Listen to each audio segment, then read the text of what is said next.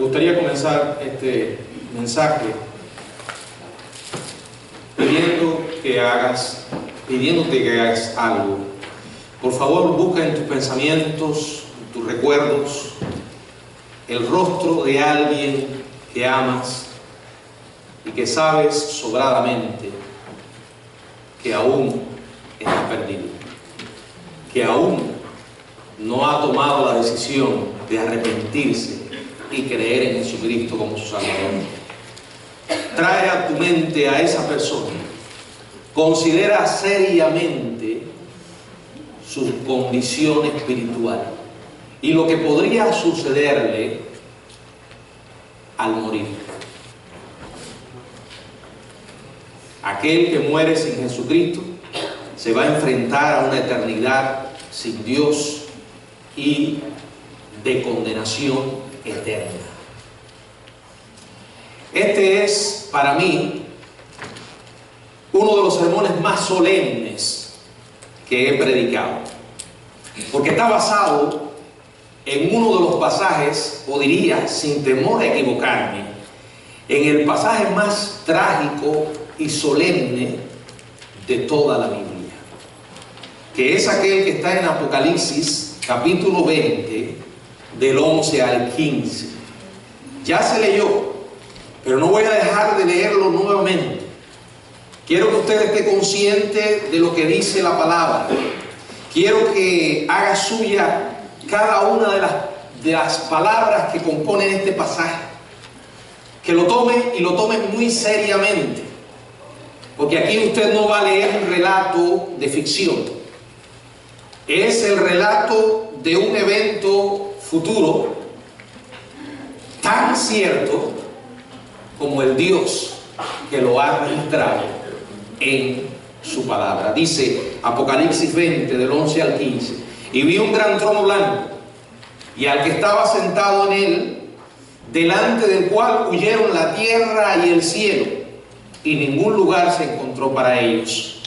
Y vi a los muertos grandes y pequeños de pie ante Dios, y los libros fueron abiertos, y otro libro fue abierto, el cual es el libro de la vida, y fueron juzgados los muertos por las cosas que estaban escritas en los libros según sus obras.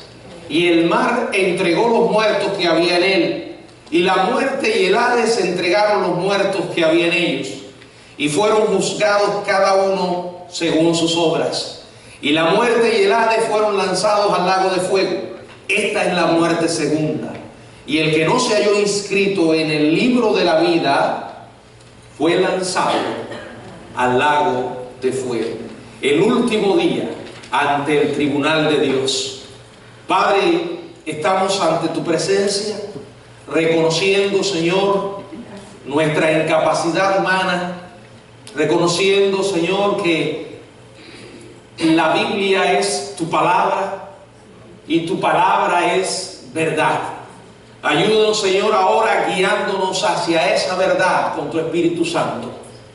Y de manera especial, Señor, si en esta mañana hay alguna persona que aún no ha arreglado sus cuentas contigo, que pueda hacerlo. Y para aquellos que ya te conocemos, despierta nuestras conciencias a la realidad de nuestra gran responsabilidad de advertir a aquellos que están junto a nosotros. Te lo pedimos en el nombre de Jesucristo. Amén. Bueno, este pasaje que acabamos de leer describe la sentencia final de los perdidos. Y como ya dije, es el pasaje más solemne y más trágico de toda la Biblia. Se le conoce generalmente como el juicio ante el gran trono blanco. Después de este juicio no habrá otro. Dios nunca volverá a actuar como juez. Los acusados, todos los incrédulos que alguna vez hayan vivido, ellos van a resucitar para afrontar un juicio como jamás ha habido ningún otro. En ese juicio no estará sujeto a debate su culpabilidad ni su inocencia. Habrá un fiscal, pero no un defensor. un acusado, pero no un abogado. Habrá una acusación, pero no una defensa preparada por el acusado. La evidencia de culpabilidad se presentará y no habrá absolutamente ninguna impugnación. Habrá un juez y no habrá un jurado. No habrá apelación a la sentencia que se pronuncie. El culpable será castigado eternamente sin la posibilidad de libertad condicional. Será condenado en una cárcel donde no hay escapatoria. A pesar de todas las vanas especulaciones que los hombres han hecho a través de la historia, el Dios vivo y verdadero es el juez supremo del universo. El juicio que hará contra los incrédulos será justo, porque nuestro Dios es perfectamente justo. Dios no puede dejar de ser justo, porque la perfección absoluta de su santa naturaleza no le permitirá hacer otra cosa que lo que es correcto hacer. Todos los actos de nuestro Dios hacia las personas son perfectamente justos, a diferencia de nosotros, que la imperfección marca nuestro concepto de la justicia. Con Dios no hay tal cosa. Repito, Él es perfectamente justo. Nadie en el juicio ante el gran trono blanco tendrá el más leve fundamento para quejarse por su sentencia. Aquellos que rechazan la gracia y rechazan la misericordia divina en esta vida van a enfrentar su justicia en la vida venidera. Este sencillo pero poderoso texto, sencillo porque en realidad está relatado en pocas palabras. No hay palabras que sobren. Es serio, muy serio lo que aquí leemos.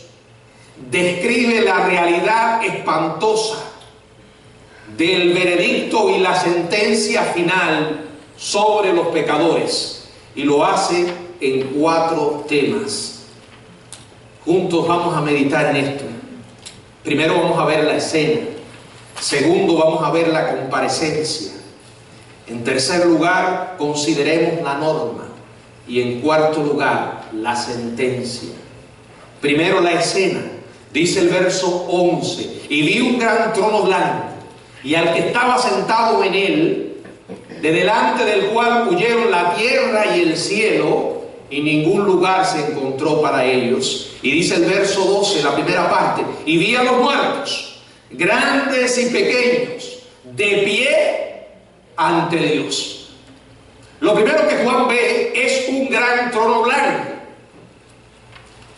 Casi 50 veces el libro de Apocalipsis menciona la palabra trono.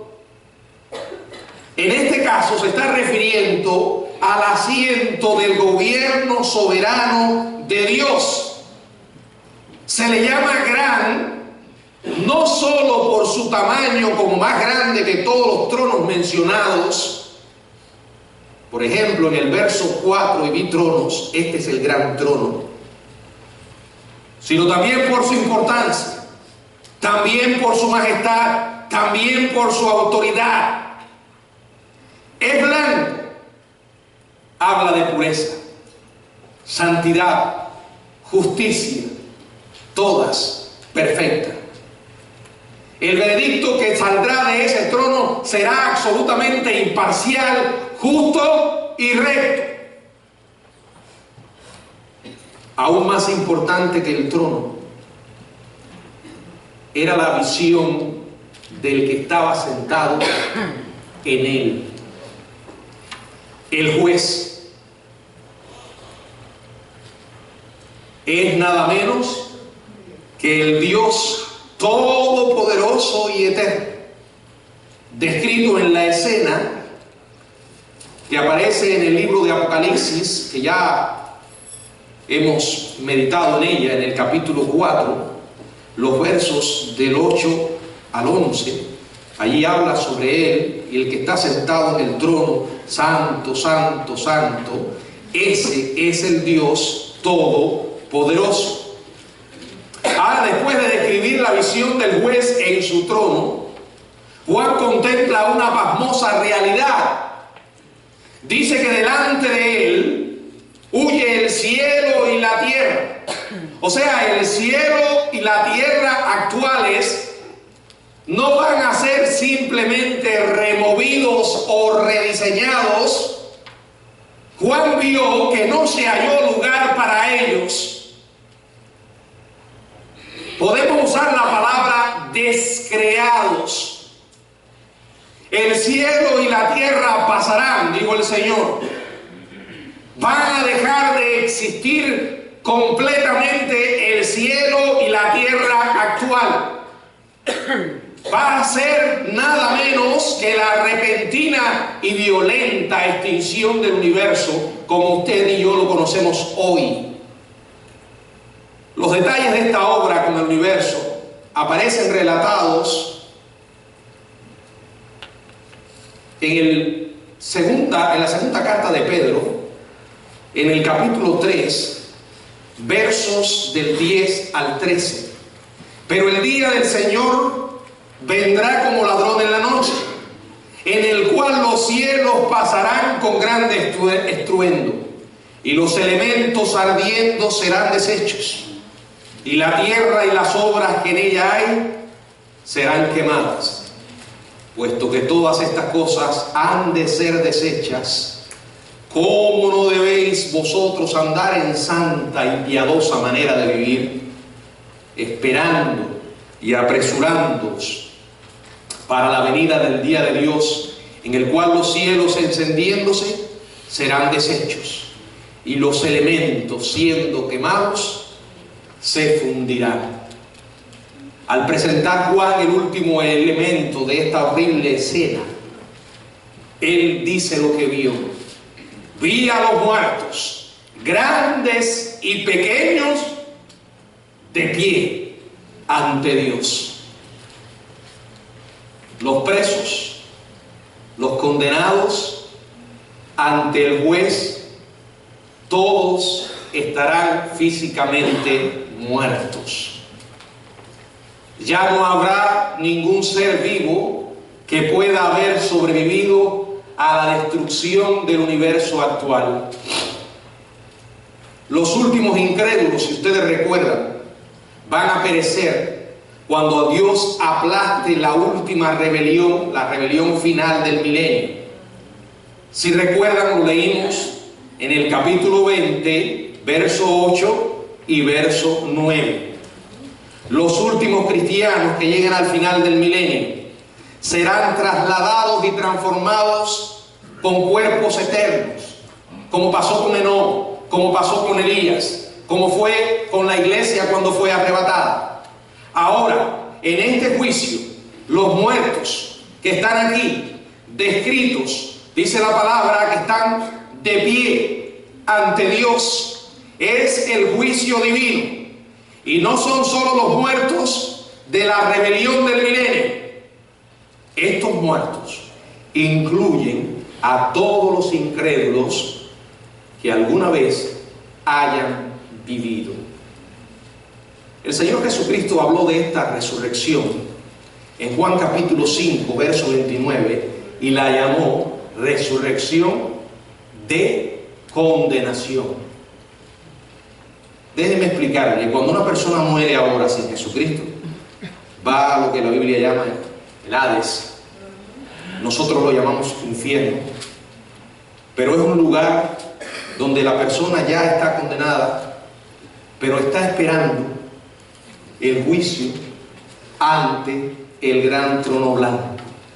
Cuando llegue ese juicio, como vamos a ver aquí, el Hades va a entregar sus muertos. Y esos muertos van a comparecer ante el juez. Luego dice la palabra que serán lanzados al lago de fuego y azufre. Al fin, o a fin de subrayar el alcance global de este juicio, Juan observa que estos incrédulos que están delante de Dios, este grupo incluye a grandes y pequeños. Los que van a enfrentar el juicio son personas de influencia y personas que fueron sin importancia en este mundo. Grandes y pequeños. Es una expresión para indicar las posiciones que esas personas tuvieron mientras estuvieron vivos. A los ojos de los hombres pueden haber sido grandes, poderosos. A los ojos de los hombres pueden haber sido pobres, sin influencia. Tanto grandes como pequeños que rechazan a Jesucristo. Va a llegar un día en que estarán delante del juez. Dios no hace acepción de personas. Lo segundo que quiero que observen, la comparecencia. Dice el verso 13, la primera parte. Y el mar entregó los muertos que había en él. Y la muerte y el Hades entregaron los muertos que había en ellos. Al mostrarse la próxima escena en este último día o en este último drama ante la sala del tribunal, a los prisioneros se les manda a comparecer desde sus celdas ante el juez. Acuérdense que la celda es donde va la persona ahora, cuando muere. Desde su muerte, sus almas han sido atormentadas en un lugar de castigo. Ahora ha llegado el tiempo de que sean sentenciados al infierno eterno y final, que la Biblia llama el lago de fuego.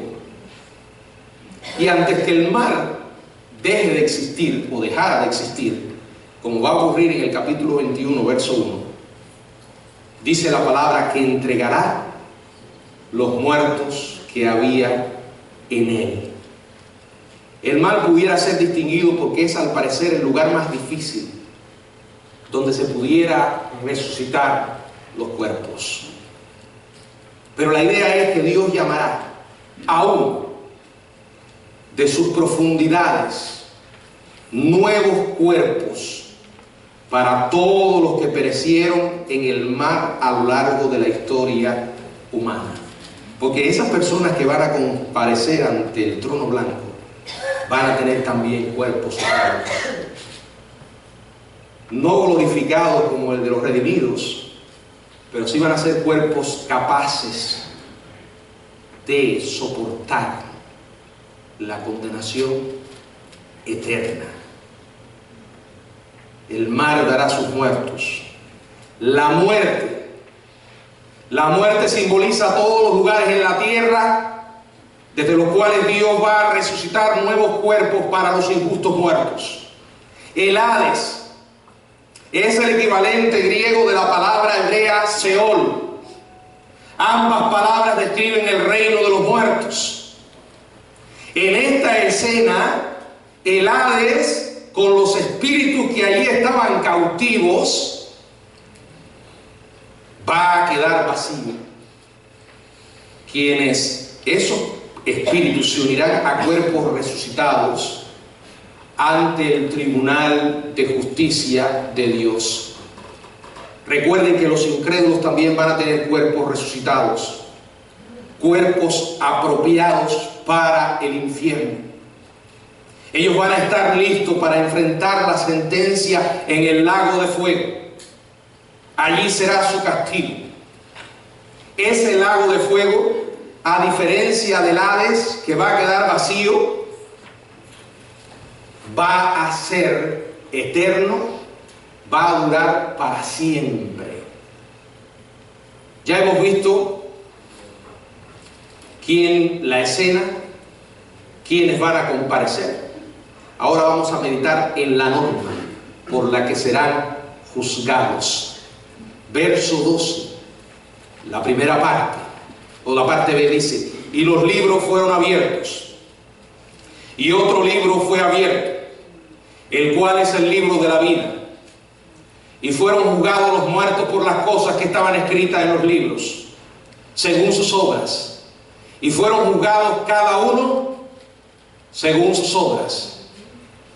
Al comenzar el juicio, el juez abre los libros. Dios tiene un registro perfecto y preciso, amplio, de la vida de cada ser humano que ha venido a esta tierra. La Biblia dice que los muertos serán juzgados por las cosas que estaban escritas en los libros según sus obras. Dios es perfecto.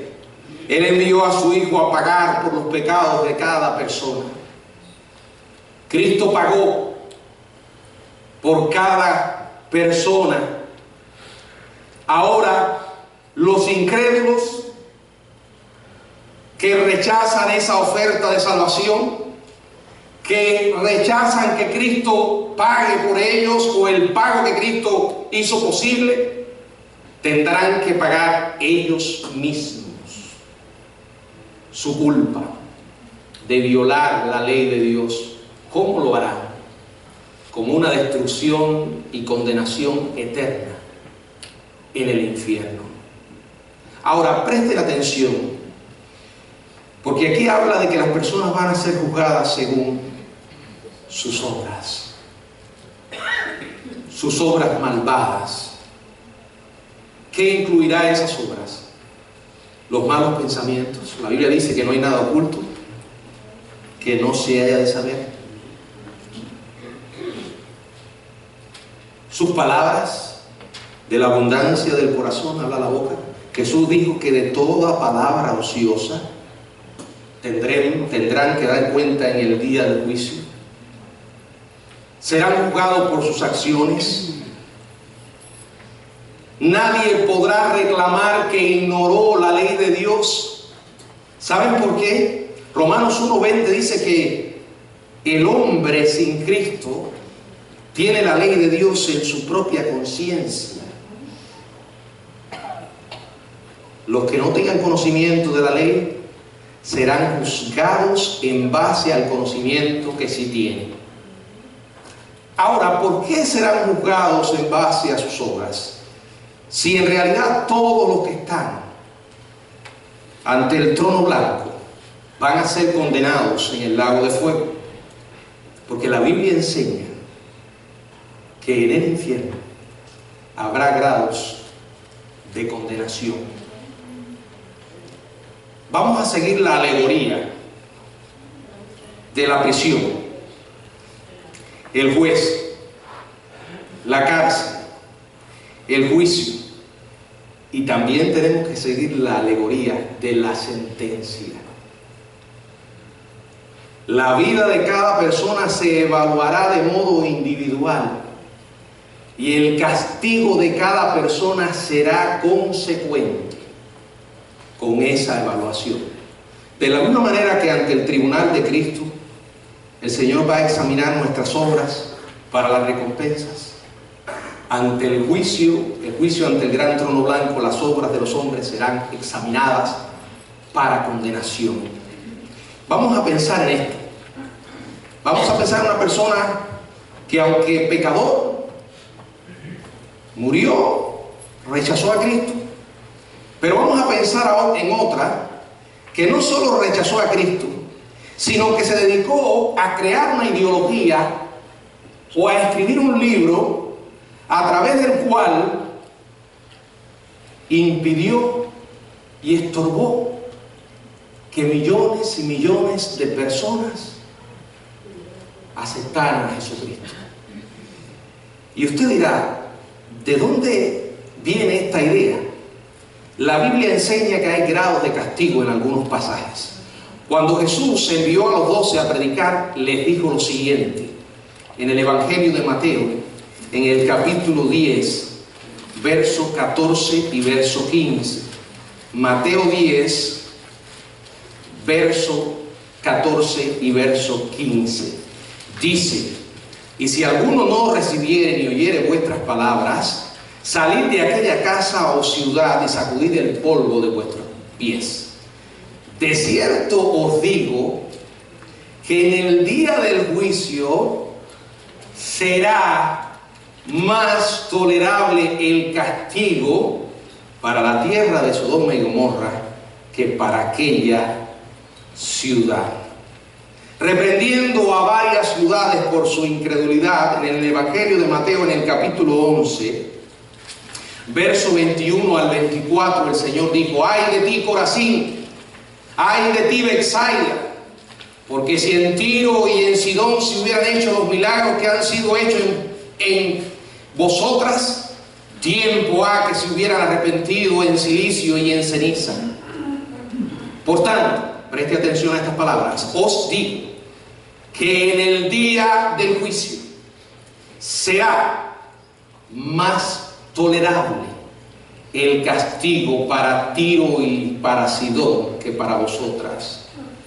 Y tú, Capernaum, que eres levantada hasta el cielo y hasta el Hades serás abatida, porque si en Sodoma se hubieran hecho los milagros que han sido hechos en ti, habrían permanecido hasta el día de hoy. Por tanto os digo que en el día del juicio será más tolerable el castigo para la tierra de Sodoma que para ti. El Evangelio de Marcos, capítulo 12, verso del 38 al 40. Marcos, capítulo 12, verso del 38 al 40. Dice la palabra. Marcos 12, del 38 al 40. Y les decía en su doctrina: guardaos de los escribas. Fíjense que está hablando de gente religiosa que conocían de Dios y le rechazaron. Dice que guardan de andar con largas ropas y aman las salutaciones en las plazas y las primeras sillas en la sinagoga y los primeros asientos en la cena, que devoran las casas de las viudas y por pretexto hacen largas oraciones. Estos recibirán mayor condenación. También dice el Señor en otros pasajes que algunos van a recibir más azotes, otros recibirán menos azote. Ahora, quiero observar que aunque hay varios grados de castigo en el infierno, todos los que estén allí van a sufrir intolerable e indescriptible desdicha y tormento. Todos los pecadores en el infierno estarán separados de Dios y de todo lo que proviene de su bondad. Todos los que estén en el infierno serán miserables, estarán perdidos, pero no todos igualmente miserables. Después que fueron abiertos los libros que tenían las obras, miren, yo siempre lo veo de esta manera. Ahorita mencionaba aquellos que han sido responsables no solo por sus propias vidas al rechazar a Jesús, sino de haber envenenado a multitudes durante tantos años. Yo pienso vamos a pensar en el creador de la ideología comunista, Carlos Marx. Ese hombre murió sin Jesucristo. Ahora, si murió sin Jesucristo, fue al infierno. Pero todavía no se ha determinado el grado de influencia que ha ejercido en la perdición de otros. Por eso se espera al final, cuando ya la historia humana termine después del milenio, y entonces las personas serán juzgadas. Entonces Dios va a mirar no solo lo que hiciste con relación a Jesucristo, tú de manera personal, sino el daño que hiciste a otras personas. Podemos pensar mucho. Podemos pensar en figuras grotescas, diabólicas, que no solamente se condenaron ellos, sino que sirvieron para condenar a otros. Piensen en el creador de la secta de los testigos de Jehová. Yo pienso en el creador del mormonismo. Pienso en el creador del Islam. Pienso, y podría seguirle mencionando, Dios va a pedir cuenta a cada persona, no solo por lo que hizo con su vida, sino lo que hizo con la vida de otros. Fíjense que después se abre otro libro, y ahora es el libro de la vida. La imagen de este libro corresponde al registro de ciudadanos que se guardaban en las ciudades antiguas.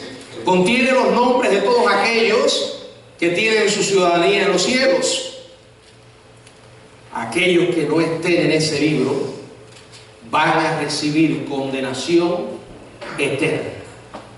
Y dice, y como sus nombres no estaban en el libro de la vida, aquellos prisioneros ante el gran trono blanco fueron juzgados cada uno según sus obras. Mire, si no existieran grados de condenación, este juicio según las obras no tendría sentido. ¿Entienden lo que les digo? Porque ahí está el libro de la vida. Y ya con solo no estar en el libro de la vida estás condenado. Pero Dios no solo va a mirar eso, Él va a mirar tus obras, porque la condenación, hay mayor condenación y será menos tolerable el castigo. Algunos horrorizados van a protestar ese día. Mire lo que van a decir en Mateo capítulo 7, verso 22. No todo el que me dice Señor, Señor entrará en el reino de los cielos, sino el que hace la voluntad de mi Padre que está en los cielos. Dice, muchos me dirán en aquel día, Señor, Señor, ¿no profetizamos en tu nombre? Y en tu nombre echamos fuera demonios, y en tu nombre hicimos muchos milagros. ¿Qué es lo que está diciendo esto? Miren verso 23, y entonces os declararé, nunca os conocí. Apartaos de mí, hacedores de maldad. Que hay mucha gente por ahí profetizando en el nombre de Dios, echando fuera en el nombre de Dios y haciendo milagros en nombre de Dios que no tienen nada que ver con Él. Y el Señor les dirá, nunca os conocí. Él no va a decir, ya no os conozco, dejé de conocerles. No, nunca os conocí. Porque venir a una iglesia a ser apóstol, profeta, pastor, no te salva. Hay mucha gente que se llena la boca hablando de Dios y no tiene nada que ver con Él. Con sus labios lo mencionan, pero en sus obras están lejos de Él. No son las buenas obras lo que hacen que una persona entre al cielo. Ahora llegamos a la parte final, la sentencia. Apocalipsis capítulo 20, versos 14 y 15.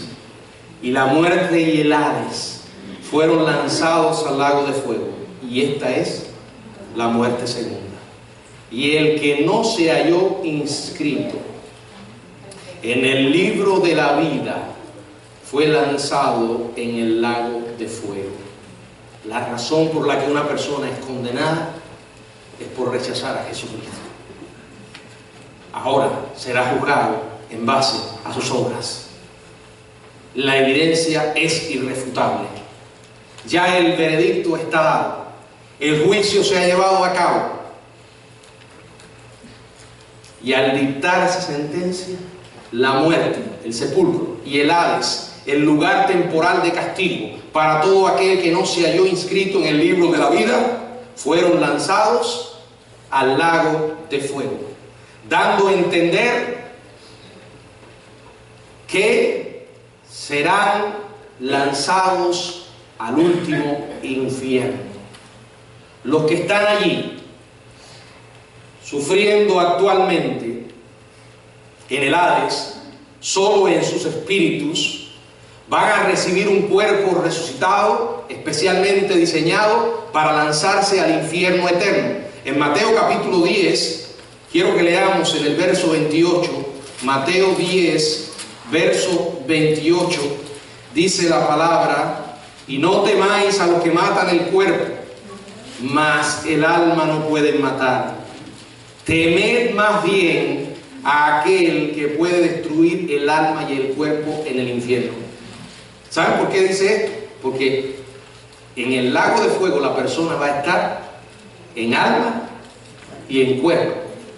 Ese infierno final, descrito como el lago de fuego, hermanos, ya pudiera existir.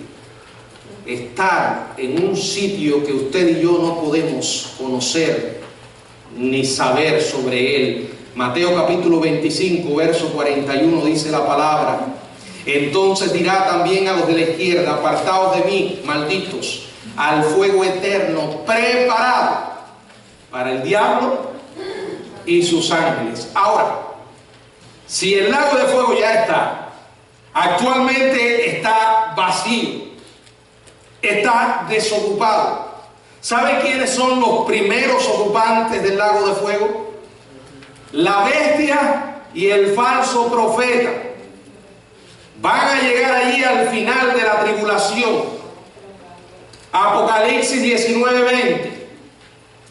¿Dónde van las personas hoy? A lo que se llama también infierno, pero es más bien el Hades, y la Biblia lo describe como un lugar de oscuridad, esperando y condenado, atormentado y esperando el día del juicio. Imagínenlo de esta manera: una prisión,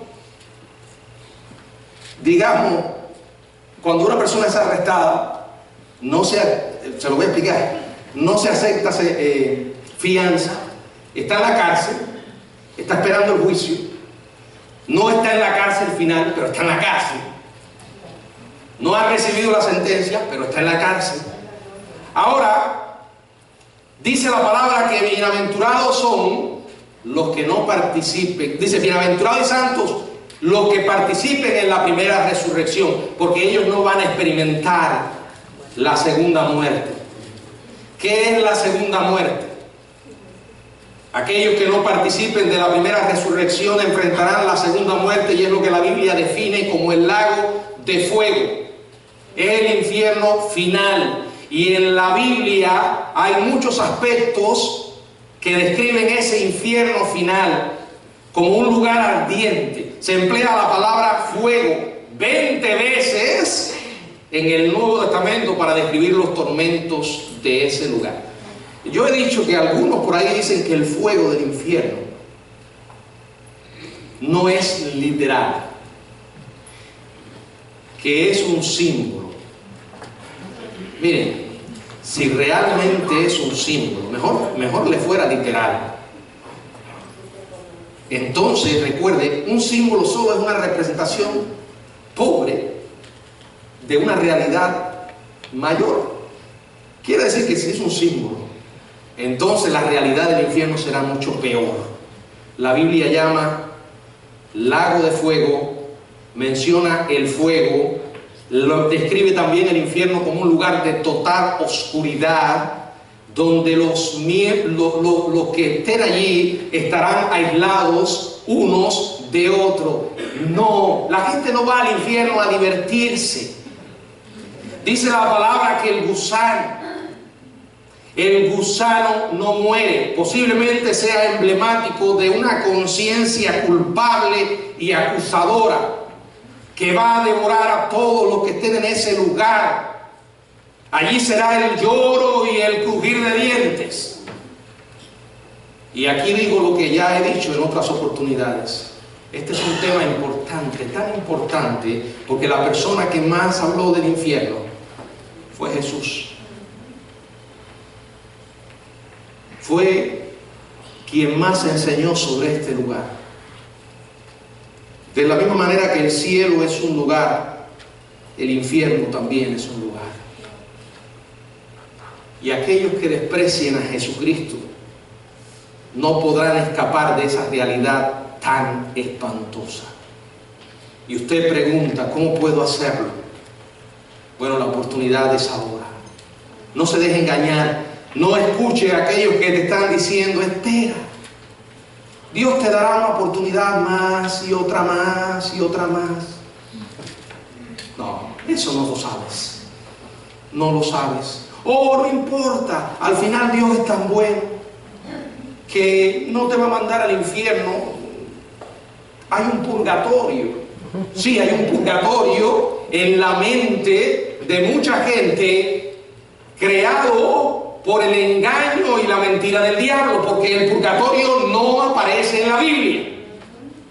La Biblia es clara al hablar del cielo y al hablar del infierno y a definir estos dos como lugares reales donde las personas serán condenadas en el infierno o gozarán de la presencia de Dios en el cielo.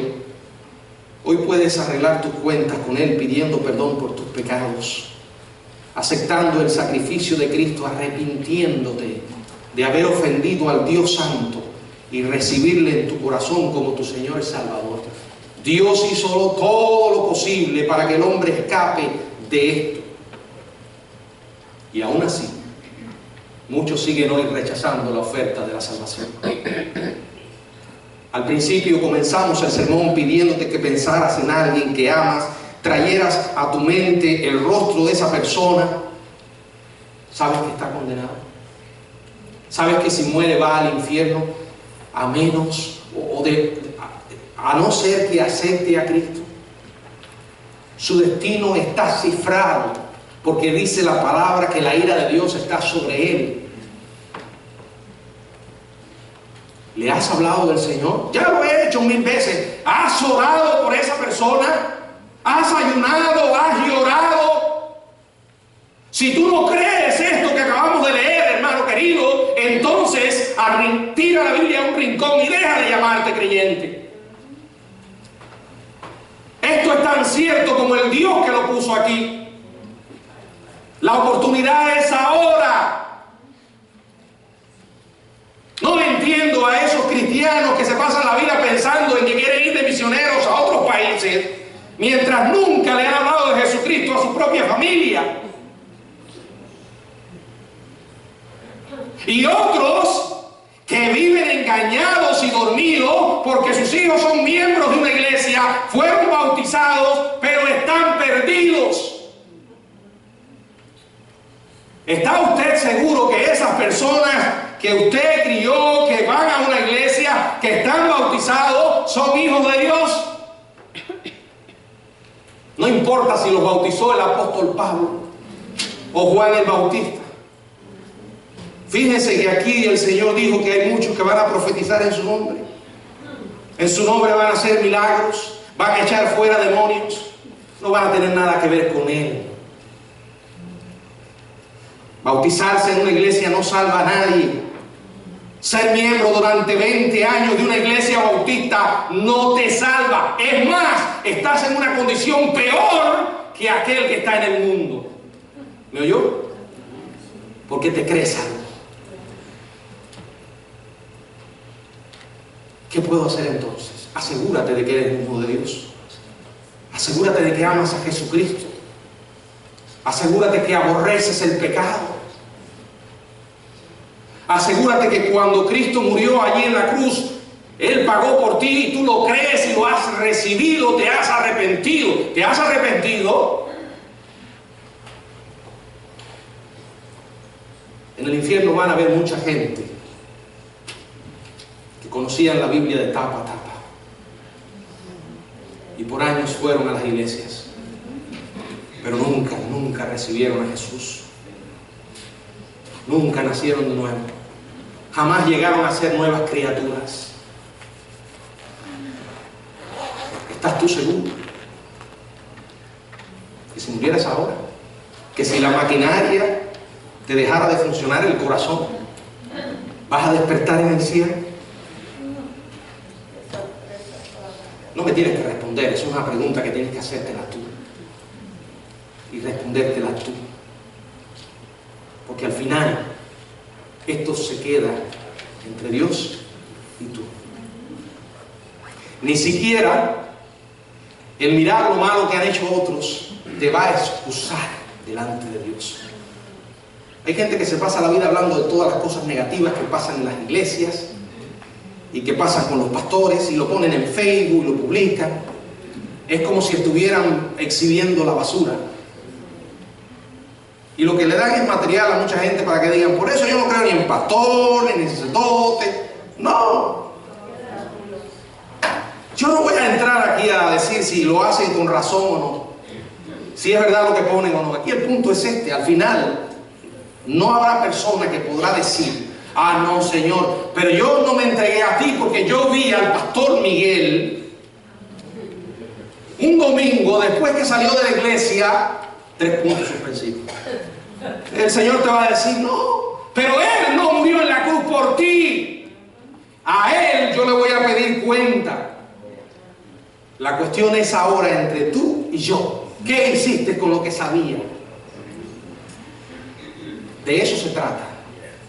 Y de eso es lo que vamos a meditar ahora. Vamos a participar de la Santa Cena del Señor. Y ella nos recuerda, ya estuvimos andando por el trágico pasaje y solemne del juicio ante el gran trono.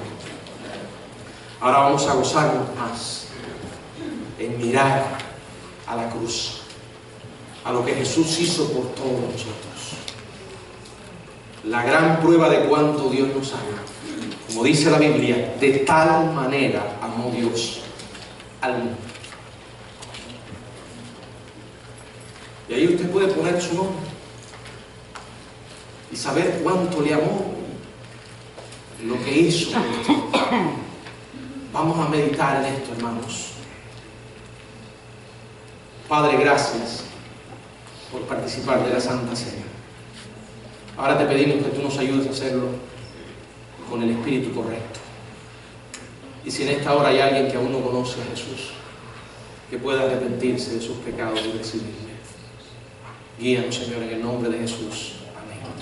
Quiero decirle que estos son solo 2 elementos simbólicos. Cuando usted coma el pancito que va a ver aquí, usted no se está comiendo el cuerpo de Cristo. No, solamente es una representación. Trae a nuestra mente y corazón lo que Cristo hizo en la cruz. El vino o el jugo de uvas, voy a decir jugo de uvas, porque es jugo de uva, para que recordemos la sangre de Cristo derramada por nosotros. El Señor enseña 2 cosas en su palabra para participar de la Santa Cena. Número 1, que usted haya aceptado a Cristo como su Salvador. Y número 2, que usted ha sido bautizado por inmersión. Y digo bautizado por inmersión porque si se bautizó de otra manera, eso no es bautismo. Si le echaron agüita por la cabeza o lo rociaron, eso no es bautismo. El bautismo verdadero es por inmersión, sumergirse, representando la muerte de Cristo y la resurrección a una vida nueva. Pero si aún alguien vino con hambre y se empecina en meter la mano, lo único que va a hacer es ensuciarse la boca. Esto solo tiene significado para aquellos que tenemos a Cristo. Pero si tú no lo tienes, este es el momento. Recibe a Jesús como tu Salvador y obedece a través del bautismo. Por favor, los diáconos que pasen al frente.